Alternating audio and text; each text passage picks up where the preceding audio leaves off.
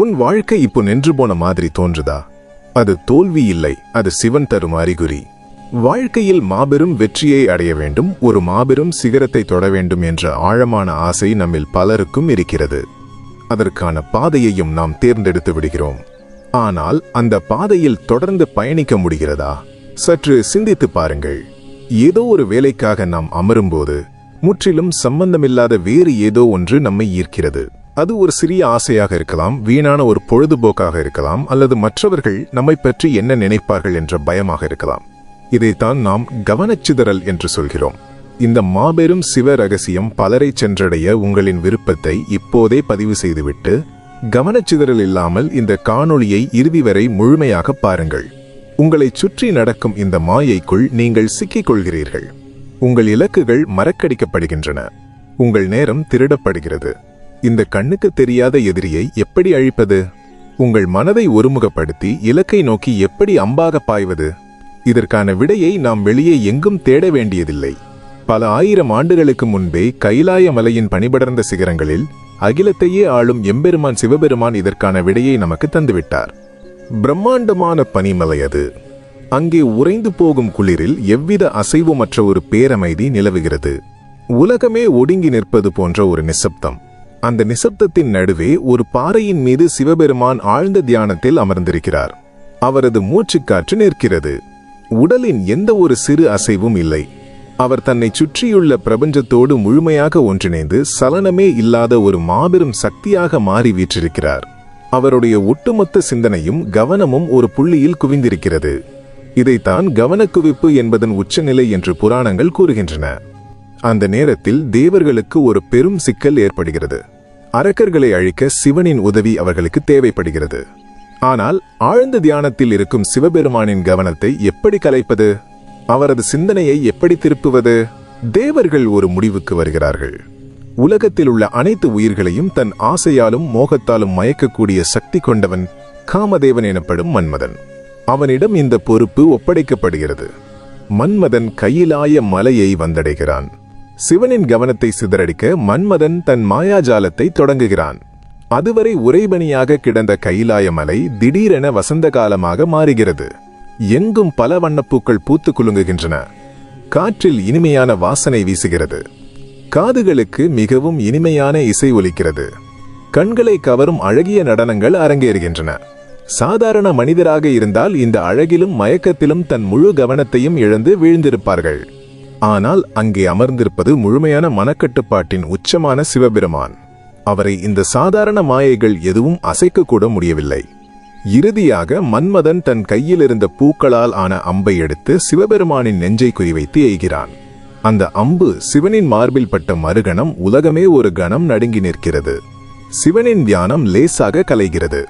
அவருடைய மூடிய கண்கள் திறக்கின்றன. தன் முழுமையான கவனத்தை, தன் தவத்தை, தன் இலக்கை கலைக்க நினைத்தது யார் என்பதை பார்க்கிறார். எதிரே மன்மதன் கர்வத்தோடு நிற்கிறான். தன் மாயையாலும் வசீகரத்தாலும் உலகையே ஆளும் இறைவனின் கவனத்தையே சிதறடித்து விட்டோம் என்ற கர்வம் அவனுக்கு. அடுத்த நொடி அங்கே நடந்ததுதான் ஒட்டுமொத்த மனித குலமும் கற்றுக்கொள்ள வேண்டிய மாபெரும் பாடம். சிவபெருமான் எந்த ஒரு ஆயுதத்தையும் கையில் எடுக்கவில்லை. எந்த ஒரு ஆக்ரோஷமான வார்த்தையையும் பேசவில்லை. தன் தவத்தை கலைத்த அந்த கவனச்சிதறலை வேரோடு அழிக்க அவர் தேர்ந்தெடுத்தது ஒரே ஒரு வழியைத்தான். அதுவரை மூடியிருந்த அவரது நெற்றியின் மையப்பகுதியில் உள்ள மூன்றாவது கண் மெதுவாக திறக்கிறது. அந்த நெற்றி கண்ணிலிருந்து சாதாரண நெருப்பு வெளிவரவில்லை.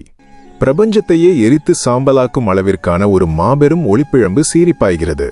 அடுத்த சில நொடிகளில் உலகின் மிகச்சிறந்த வசீகரமும் மாயையுமான மன்மதன் சிவனின் நெற்றிக்கண் நெருப்பில் எரிந்து வெறும் சாம்பலாக மாறி காற்றில் கரைகிறான். சிவனின் கவனம் மீண்டும் தன் இலக்கை நோக்கி திரும்புகிறது. சிவன் மன்மதனை எரித்தது வெறும் புராண கதை அல்ல.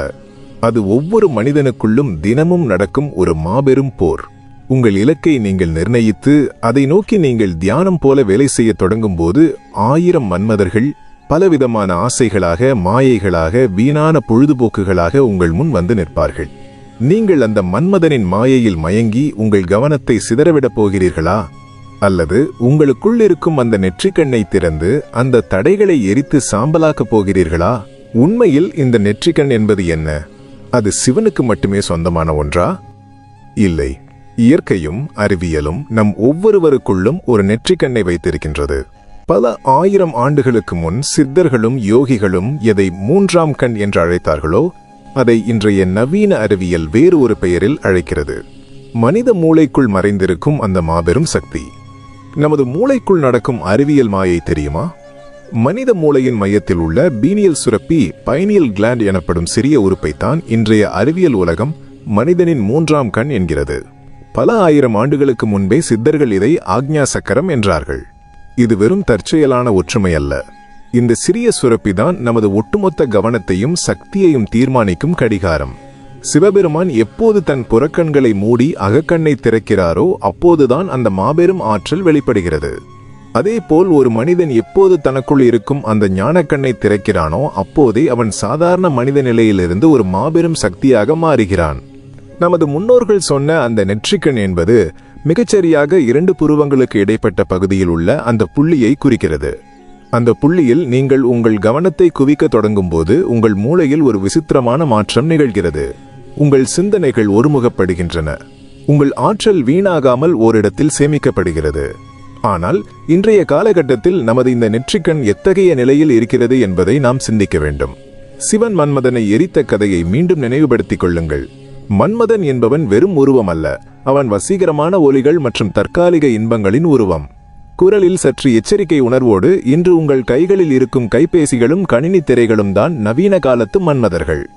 இதிலிருந்து வரும் மாய ஒளி உங்கள் மூளையில் உள்ள அந்த ஞானக்கண்ணை மழுங்கடிக்கிறது. உங்கள் தூக்கம் கெடுகிறது, கவனம் சிதறுகிறது. இறுதியாக உங்கள் லட்சியமே உங்களை விட்டு நழுவுகிறது. சிவன் எப்படி மன்மதனை அழித்தாரோ அதேபோல் நாமும் நமக்குள்ளே இருக்கும் இந்த நவீன மன்மதனான கவனச்சிதறலை அழிக்க வேண்டும். அதற்கு நாம் முதலில் செய்ய வேண்டியது என்ன தெரியுமா? மௌனம். சிவபெருமான் தட்சிணாமூர்த்தியாக அமர்ந்திருக்கும் கோலத்தை பாருங்கள். அவர் ஒரு சொல்லும் பேசாமல் மௌனத்தின் மூலமாகவே உலகிற்கு பேரறிவை போதித்தார். ஒரு மனிதன் எப்போது மௌனமாக இருக்கிறானோ அப்போதுதான் அவனது ஆற்றல் அவனது ஞானக்கண்ணை நோக்கி பயணிக்க தொடங்குகிறது. உங்களைச் சுற்றி ஒரு பெரிய போர் நடந்து கொண்டிருக்கிறது. அந்த போரில் உங்கள் கவனம் என்ற ஆயுதத்தை பறிக்க 1000 விஷயங்கள் காத்து கொண்டிருக்கின்றன. நீங்கள் எதையோ தேடி தொடங்குகிறீர்கள், ஆனால் எதிலோ போய் முடிகிறீர்கள். 1 மணி நேரம் வேலை செய்ய வேண்டும் என்று நினைக்கிறீர்கள், ஆனால் சில நிமிடங்களிலேயே உங்கள் கைகள் கைபேசியை தேடி போகின்றன. இதுதான் மன்மதனின் அம்பு. இந்த அம்பு உங்கள் மீது பாயும் போது நீங்கள் நிலைகுலைந்து போகிறீர்கள். ஆனால் ஒரு ஞானியின் மனநிலை எப்படி இருக்கும்? அவன் எத்தகைய இரைச்சலிலும் தன் கவனத்தை இழப்பதில்லை. ஏனெனில் அவன் தன் புறக்கண்களால் உலகை பார்ப்பதை விட தன் அகக்கண்ணால் தன் இலக்கை பார்க்கிறான். இந்த அகக்கண்ணை திறப்பது என்பது ஏதோ மந்திர வித்தை அல்ல, அது ஒரு பயிற்சி. ஒவ்வொரு நாளும் சில நிமிடங்கள் உங்களை சுற்றியுள்ள அனைத்து சத்தங்களையும் தவிர்த்து இருளில் அமர்ந்து உங்கள் புருவ மத்தியை தியானிக்க தொடங்கும் போது அந்த சுரப்பி தூண்டப்படுகிறது.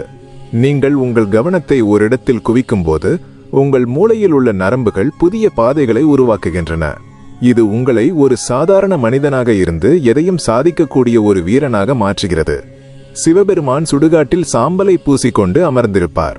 அதன் தத்துவம் என்ன? உலகில் உள்ள அனைத்தும் ஒரு நாள் சாம்பலாக போகின்றன. இந்த நிலையற்ற விஷயங்களுக்கு பின்னால் உங்கள் கவனத்தை சிதறவிடாதீர்கள் என்பதுதான் அதன் பொருள். உங்கள் இலக்கு எதுவாக வேண்டுமானாலும் இருக்கலாம். நீங்கள் ஒரு கலைஞனாகவோ ஒரு வணிகராகவோ அல்லது ஒரு மாணவனாகவோ இருக்கலாம். உங்கள் துறையில் நீங்கள் சிவனாக மாற வேண்டுமென்றால் முதலில் நீங்கள் உங்கள் கவனத்தை கட்டுப்படுத்த கற்றுக்கொள்ள வேண்டும். கவனத்தை கட்டுப்படுத்துபவனே உலகத்தை ஆளுகிறான். கவனத்தை சிதறவிடுபவன் உலகத்தால் ஆளப்படுகிறான். இந்த 2ஆம் பகுதியில் நாம் புரிந்து கொள்ள வேண்டிய ஆழமான உண்மை ஒன்று இருக்கிறது. நம்முடைய பலவீனம் என்பது நம்மிடமில்லை, அது நம்முடைய கவனத்தை சிதறடிக்கும் அந்த வெளி உலக மாயைகளில் இருக்கிறது. சிவபெருமான் எப்படி அந்த மாயையை ஒரே பார்வையில் எரித்தாரோ அதேபோல் நாமும் நமது உறுதியான பார்வையின் மூலம் நமது தடைகளை எரிக்கப் போகிறோம். ஆனால் இந்த நெற்றிக்கண்ணை திறப்பதில் இருக்கும் மிகப்பெரிய சவால் என்ன? அந்த சவாலை நாம் எப்படி எதிர்கொள்ள வேண்டும்? அந்த இரகசிய பயிற்சி முறைகள் என்ன? நெற்றிக்கண்ணை திறப்பது அல்லது கவனத்தை ஒருமுகப்படுத்துவது என்பது வெறும் பேச்சால் நடந்துவிடும் காரியமல்ல. அது ஒரு பெரும் போராட்டம். சிவனின் தவத்தை கலைக்க எப்படி மன்மதன் பல வழிகளில் முயன்றானோ அதே போல நாம் நமது இலக்கை நோக்கி பயணிக்க தொடங்கும் போது 1000 தடைகள் நம் மனதிற்குள்ளேயே உருவாகும். இதுதான் நெற்றிக்கண்ணை திறப்பதில் உள்ள மிகப்பெரிய சவால். நாம் வெளியுலக எதிரிகளோடு சண்டையிடுவதை விட நமக்குள்ளே இருக்கும் எண்ண அலைகளோடு சண்டையிடுவதுதான் மிகவும் கடினமானது. நீங்கள் அமைதியாக அமர்ந்து உங்கள் கவனத்தை உங்கள் இலக்கின் மீது குவிக்க முயலும் அந்த முதல் சில நிமிடங்களை நினைத்து பாருங்கள். அப்போதுதான் உங்கள் மனம் அலைபாயத் தொடங்கும். செய்ய வேண்டிய மற்ற வேலைகள், நேற்று நடந்த அவமானங்கள், நாளை என்ன நடக்குமோ என்ற பயம் என அனைத்தும் வரிசையாக உங்கள் கண்முன் வந்து நிற்கும். ஒரு நிமிடம் கூட உங்களால் ஒரு விஷயத்தில் கவனத்தை முழுமையாக வைக்க முடியாதபடி உங்கள் மூளை உங்களை ஏமாற்றும். இது ஏன் நடக்கிறது? ஏனென்றால் இத்தனை ஆண்டுகளாக நமது மூளையை நாம் சிதறடிக்கப்பட்ட நிலைக்கே பழக்கப்படுத்திவிட்டோம். இந்த சவாலை எப்படி எதிர்கொள்வது? சிவபெருமான் எப்படி தனது ஆற்றலை சேகரித்தாரோ அதே முறையை நாம் பின்பற்ற வேண்டும். அதற்கு 3 முக்கியமான ரகசிய பயிற்சிகளை நாம் மேற்கொள்ள வேண்டும். முதல் பயிற்சி புலனடக்கம். சிவபெருமான் சுடுகாட்டில் சாம்பல் பூசி எந்த ஆடம்பரமும் இன்றி எளிமையாக வீற்றிருக்கிறார். இதன் பொருள் என்ன? வெளிப்புற தோற்றங்களுக்கும் கணநேர ஆசைகளுக்கும் அவர் முக்கியத்துவம் தருவதில்லை. நாமும் நமது கவனத்தை ஈர்க்கும் தேவையற்ற விஷயங்களிலிருந்து விலகியிருக்க பழக வேண்டும். ஒரு நாளைக்கு குறைந்தது 1 மணி நேரமாவது எந்த ஒரு மின்னணு சாதனமும் இல்லாமல் முற்றிலும் தனிமையில் அமைதியாக அமரும் பழக்கத்தை உருவாக்க வேண்டும். அந்த நேரத்தில் உங்களின் ஒட்டுமொத்த கவனமும் உங்கள் மூச்சுக்காற்றின் மீது மட்டுமே இருக்க வேண்டும். உள்ளே செல்லும் மூச்சும் வெளியே வரும் மூச்சும் மட்டுமே உங்கள் உலகமாக மாற வேண்டும். இரண்டாவது பயிற்சி ஒலிகளை கட்டுப்படுத்துவது. சிவனின் கையில் இருக்கும் உடுக்கை பிரபஞ்சத்தின் ஆதி ஒலியை குறிக்கிறது. அந்த ஒலி மற்ற அனைத்து இரைச்சல்களையும் அடக்கி ஆளக்கூடியது. நாமும் நமது மனதிற்குள் கேட்கும் தேவையற்ற இரைச்சல்களை அடக்க வேண்டும். இதற்கு ஒரு இருண்ட அறையில் அமர்ந்து 2 கண்களையும் மூடிக்கொண்டு உங்கள் 2 புருவங்களுக்கு இடைப்பட்ட அந்த மையப்புள்ளியில் உங்கள் கவனத்தை முழுமையாக நிறுத்த வேண்டும். ஆரம்பத்தில் இது மிகவும் கடினமாக தோன்றும். மனம் ஆயிரக்கணக்கான எண்ணங்களை உருவாக்கும். ஆனால் அந்த எண்ணங்களை எதிர்த்து போராடாமல் அவற்றை வெறும் பார்வையாளனாக வேடிக்கை பாருங்கள். சிறிது நேரத்தில் அந்த எண்ணங்கள் தாமாகவே அடங்கி உங்கள் மனம் ஒரு தெளிவான நீரோடையைப் போல மாறும். மூன்றாவது மற்றும் மிக முக்கியமான பயிற்சி தொடர்ச்சியான உறுதி. சிவபெருமான் பல 1000 ஆண்டுகள் தவம் செய்ததாக புராணங்கள் கூறுகின்றன. அந்த தொடர்ச்சியான உறுதிதான் அவருக்கு மாபெரும் சக்தியை கொடுத்தது.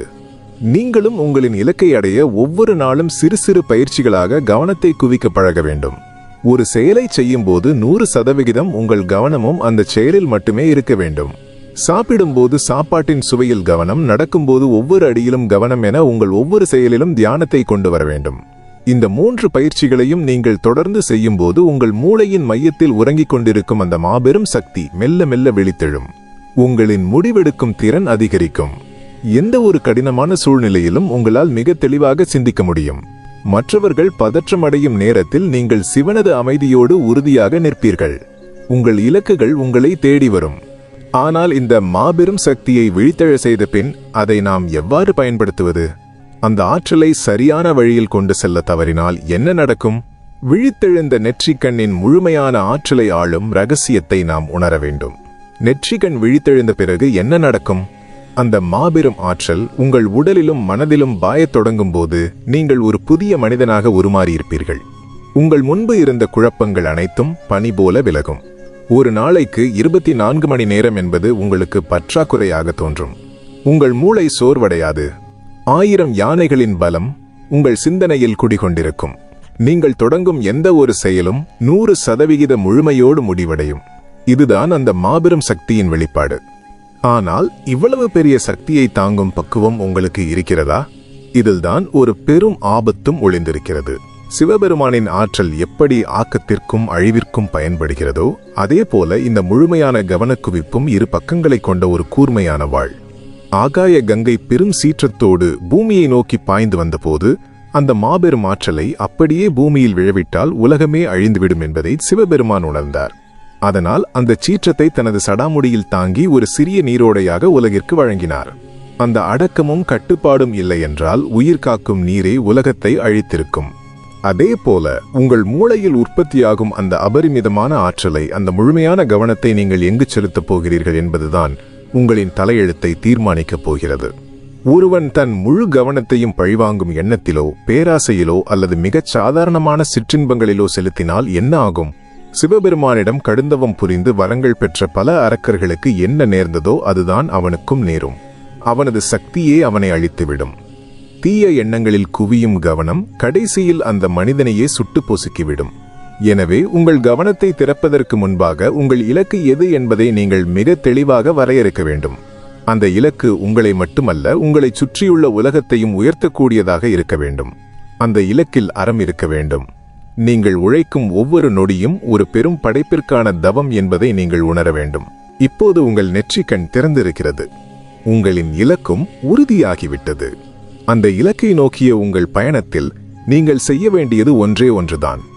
ஒவ்வொரு நாளும் காலை கண் விழிக்கும் போது உங்கள் நெஞ்சில் ஒரு நெருப்பை பற்ற வையுங்கள். அந்த நெருப்பு சிவபெருமானின் கையில் இருக்கும் மழுவை போல உங்கள் பாதையில் வரும் சோம்பேறித்தனம் என்ற தடைகளை இரக்கமின்றி வெட்டி வீழ்த்த வேண்டும். நண்பர்கள் அழைக்கிறார்கள், உறவினர்கள் விழாவிற்கு அழைக்கிறார்கள், வீணான கேளிக்கைகள் உங்களை ஈர்க்கின்றன என்று உங்கள் மனதை ஒருபோதும் அலைபாய விடாதீர்கள். சிவனின் தியானத்தை கலைக்க வந்த தேவர்களையும் அவர் சட்டை செய்யவில்லை என்பதை நினைவில் கொள்ளுங்கள். ஒரு மாபெரும் சரித்திரத்தை படைக்கப் போகும் மனிதனுக்கு தனிமை என்பது ஒரு தண்டனை அல்ல, அது அவனுக்கு கிடைத்த மிகப்பெரிய பரிசு. அந்த தனிமையில் உங்களின் முழுமையான கவனத்தையும் ஒரு புள்ளியில் நிறுத்துங்கள்.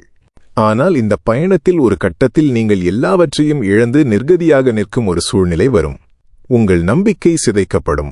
உங்களைச் சுற்றியுள்ள அனைவரும் உங்களை பார்த்து சிரிப்பார்கள். அந்த வலியை, அந்த தோல்வியின் உச்சத்தை ஒருவன் எப்படி சமாளிப்பது? அங்கேதான் சிவபெருமானின் ஆகப்பெரிய ரகசியம் ஒன்று மறைந்திருக்கிறது. உலகையே உலுக்கிய அந்த விஷத்தை அவர் எப்படி எதிர்கொண்டார்? வாழ்க்கை பயணத்தில் ஒருமுகப்படுத்தப்பட்ட கவனத்தோடு நீங்கள் உங்கள் இலக்கை நோக்கி ஓடிக்கொண்டிருக்கும் போது ஒரு கட்டத்தில் எல்லாமே முடிந்துவிட்டது போன்ற ஒரு சூழ்நிலை உருவாகும். நீங்கள் நம்பியவர்கள் உங்களை கைவிடுவார்கள். நீங்கள் போட்ட திட்டங்கள் அனைத்தும் தவிடுபொடியாகும். நீங்கள் சிந்திய வியர்வைக்கும் கொடுத்த உழைப்புக்கும் எந்த ஒரு பலனும் கிடைக்காமல் பெரும் தோல்வியின் பாதாளத்தில் நீங்கள் தள்ளப்படுவீர்கள். உங்களை சுற்றியுள்ள உலகம் உங்களை பார்த்து ஏளனமாகச் சிரிக்கும். இவனுக்கு இது தேவைதான், இவனால் எதுவும் முடியாது என்று அவமானப்படுத்தும். அந்த தருணம் மனித மனத்தின் மிக கடுமையான சோதனை காலம். அந்த தோல்வியின் உச்சத்தில், அவமானங்களின் வலியில் ஒரு சாதாரண மனிதன் என்ன செய்வான்? தன் இலக்கை கைவிட்டுவிட்டு மற்றவர்களைப் போல சாதாரண வாழ்க்கைக்கு திரும்பிவிடுவான். தனது மூன்றாம் கண்ணை நிரந்தரமாக மூடிவிடுவான். ஆனால் ஒரு மாபெரும் சரித்திரத்தை படைக்க பிறந்தவன் அந்த வலியை எப்படி எதிர்கொள்வான்? இதற்கான விடையை தேவர்களும் அசுரர்களும் பார்க்கடலை கடைந்த மாபெரும் புராண நிகழ்வில் சிவபெருமான் நமக்கு உணர்த்தியிருக்கிறார். அமிர்தம் என்ற ஒப்பில்லா செல்வத்தை அடைவதற்காக தேவர்களும் அசுரர்களும் ஒன்றிணைந்து பார்க்கடலை கடைய தொடங்குகிறார்கள். மந்திரமலையை மத்தாகவும் வாசுகி என்ற மாபெரும் பாம்பை கயிறாகவும் கொண்டு கடல் கடையப்படுகிறது. அனைவரின் இலக்கும் அந்த சாகாவரம் தரும் அமிர்தம் மட்டுமே. ஆனால் அந்த அமிர்தம் வருவதற்கு முன்பாக கடலின் ஆழத்திலிருந்து வெளிவந்தது என்ன தெரியுமா? உலகையே சில நொடிகளில் சுட்டுப் பொசுக்கக்கூடிய கொடிய ஆலகால விஷம். அந்த விஷத்தின் வெப்பம் தாங்க முடியாமல் அமிர்தத்திற்காக ஆசைப்பட்ட தேவர்களும் அசுரர்களும் சிதறி ஓடுகிறார்கள். அகிலமே அந்த விஷத்தின் வெம்மையால் துடிக்கிறது. அப்போது அனைத்தையும் காக்கும் மாபெரும் பொறுப்போடு கைலாயத்திலிருந்து இறங்கி வருகிறார் சிவபெருமான். அவர் அந்த விஷத்தை பார்த்து பயந்து ஓடவில்லை. அதனை தடுத்து நிறுத்த வேறு எந்த ஆயுதத்தையும் தேடவில்லை. மாறாக அந்த மாபெரும் கொடிய விஷத்தை தன் கைகளில் ஏந்தி அப்படியே விழுங்குகிறார். ஆனால் இங்கேதான் நீங்கள் கவனிக்க வேண்டிய ஒரு மாபெரும் சூட்சுமம் இருக்கிறது. சிவபெருமான் அந்த விஷத்தை தன் வயிற்றுக்குள் செல்லவிடவில்லை. மாறாக அதனை தன் தொண்டையிலேயே நிறுத்திவிடுகிறார். விஷம் தொண்டையிலேயே நின்றதால் அவருடைய கழுத்து நீல நிறமாக மாறுகிறது. அன்றிலிருந்து அவர் நீலகண்டன் என்று அழைக்கப்படுகிறார். இந்த ஆலகால விஷம் என்பது என்ன? நீங்கள் உங்கள் இலக்கு என்ற அமிர்தத்தை தேடி உழைக்கும்போது சமூகம் உங்கள் மீது உமிழும் அவமானங்கள், கேலிகள், துரோகங்கள் மற்றும் எதிர்பாராத மாபெரும் தோல்விகள், இவைதான் அந்த ஆலகால விஷம். ஒரு சாதாரண மனிதன் இந்த அவமானங்கள் என்ற விஷத்தை தன் மனதிற்குள், தன் மூளைக்குள் கொண்டு சென்று விடுகிறான். அந்த விஷம் அவனுடைய தன்னம்பிக்கையை கொன்றுவிடுகிறது. அவனது கனவுகளை சாகடித்து விடுகிறது. ஆனால் நீங்கள் சிவனாக மாற வேண்டும். உலகம் உங்கள் மீது வீசும் அந்த தோல்வி என்ற விஷத்தை, அந்த அவமானங்களை, விமர்சனங்களை துணிச்சலாக எதிர்கொள்ளுங்கள். ஆனால் அதை உங்கள் இதயத்திற்குள் செல்லவிடாதீர்கள். உங்கள் சிந்தனையை அது அழிக்கக்கூடாது. அந்த வலியை, அந்த அவமானத்தை உங்களின் தொண்டையிலேயே நிறுத்திக் கொள்ளுங்கள். அந்த வலி உங்களுக்குள் ஒரு மாபெரும் நெருப்பை உருவாக்க வேண்டும். என்னை அவமானப்படுத்திய இந்த உலகத்தின் முன் நான் யார் என்பதை நிரூபிப்பேன் என்ற ஒரு மாபெரும் வைராக்கியமாக அந்த விஷம் மாற வேண்டும். உங்களின் ஒவ்வொரு மூச்சிலும் அந்த வைராக்கியம் கலந்திருக்க வேண்டும். நீங்கள் வீழ்ந்த அதே இடத்தில் உங்களின் மூன்றாம் கண் என்னும் முழுமையான கவனத்தை மீண்டும் திறக்க வேண்டும். இம்முறை உங்களின் கவனம் முன்பை விட 1000 மடங்கு கூர்மையாக இருக்க வேண்டும். உங்களை சுற்றியுள்ளவர்களின் ஏளனச் சிரிப்புகள் உங்களின் செவிகளுக்கு கேட்கக்கூடாது. உங்களின் பார்வையில் எந்த ஒரு தயக்கமும் இருக்கக்கூடாது. சிவபெருமான் எப்படி அசைக்க முடியாத ஒரு மாபெரும் சக்தியாக அமைதியில் நிலைத்திருக்கிறாரோ, அதேபோல நீங்களும் உங்களின் அடுத்த கட்ட நகர்வை மாபெரும் அமைதியோடு ஆனால் இடிமுழக்கத்தின் வீரியத்தோடு தொடங்க வேண்டும். இந்த உலகத்தில் சாதித்த மாபெரும் வெற்றியாளர்கள் அனைவருமே ஒரு காலகட்டத்தில் கொடிய ஆலகால விஷத்தை விழுங்கியவர்கள்தான். மிகப்பெரிய கண்டுபிடிப்பாளர்கள் பல 1000 முறை தோல்வி என்ற விஷத்தை விழுங்கினார்கள். ஆனால் அவர்கள் அந்த விஷத்தை தங்களின் மூளைக்குள் செல்லவிடவில்லை. அதனால் 1000 தோல்விகளுக்குப் பிறகும் மாபெரும் வெற்றிகளை அவர்களால் உலகிற்கு வழங்க முடிந்தது. ஆகவே உங்களின் நெற்றிக்கண் விழித்துவிட்டது. நீங்கள் போக வேண்டிய பாதையும் தெளிவாகிவிட்டது. பயணத்தின் நடுவில் வரும் சிறு சிறு ஆசைகள் என்ற மன்மதர்களை உங்களின் ஒற்றை பார்வையால் எரித்துச் சாம்பலாக்குங்கள். வழியில் உங்களை தாக்கும் அவமானங்கள் என்ற ஆலகால விஷத்தை தொண்டையிலேயே நிறுத்தி அதை உங்களின் வெற்றிக்கு தேவையான எரிபொருளாக மாற்றுங்கள். உங்களின் ஒட்டுமொத்த ஆற்றலையும் உங்கள் எண்ணங்களையும் உங்கள் செயல்களையும் ஒரே ஒரு புள்ளியில் குவியுங்கள். அந்த புள்ளிதான் உங்களின் இலக்கு.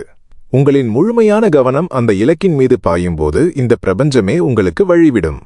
இயற்கை தனது அனைத்து சக்திகளையும் உங்களுக்கு கீழ்ப்படியச் செய்யும்.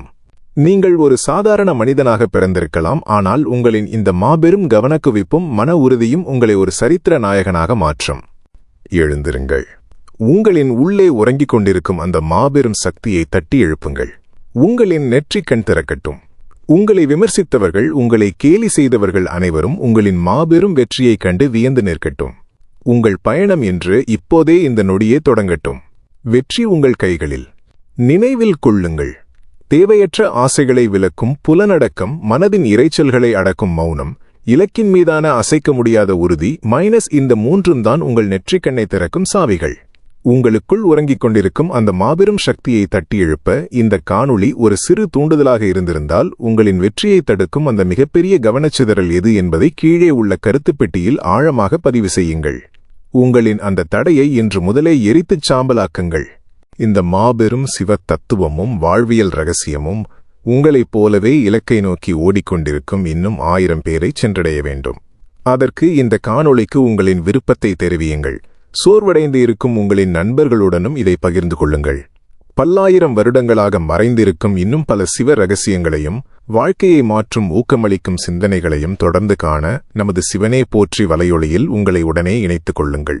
அருகில் உள்ள மணி வடிவத்தையும் அழுத்திக் கொள்ளுங்கள். உங்கள் இலக்கில் சிவனாக இருங்கள். ஓம் நம சிவாய.